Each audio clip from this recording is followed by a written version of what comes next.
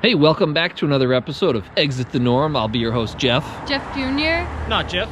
Today we're in Mason, New Hampshire, and we're actually standing in front of Parker's Maple Barn here. But it's closed because of the pandemic, so hopefully it'll be open soon. But we didn't come here for pancakes anyway. We actually came here to check out the childhood home of Uncle Sam. So I want you to like, comment, and subscribe. All right, let's go check out the house. Hopefully you will learn something.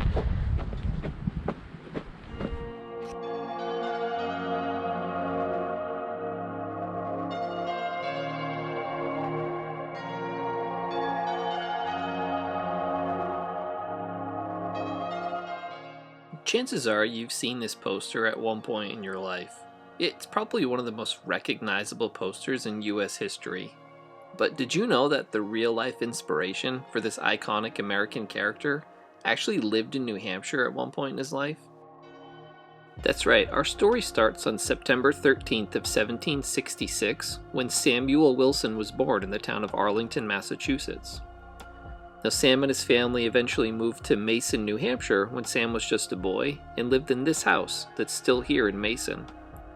At the age of 14, Sam enlisted in the Continental Army, and his responsibilities involved taking care of animals and packaging meat, something that would play a huge role in his later life. At the age of 22, Sam and his brother moved to New York and started a meat packing business. Their business was highly successful and eventually landed them a contract with the U.S. Army to supply meat to the soldiers during the War of 1812.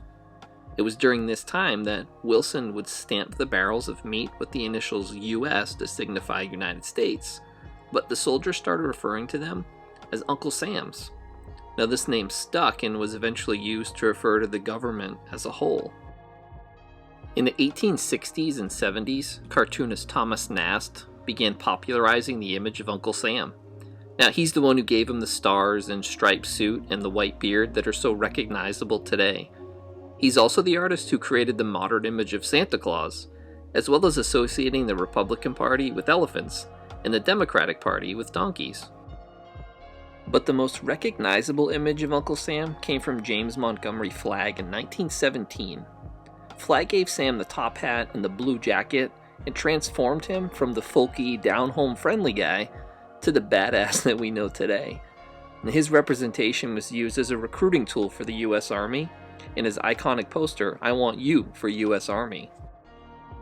Flagg produced a number of other illustrations over the years featuring Uncle Sam, but none were as popular or recognizable as the "I Want You" poster.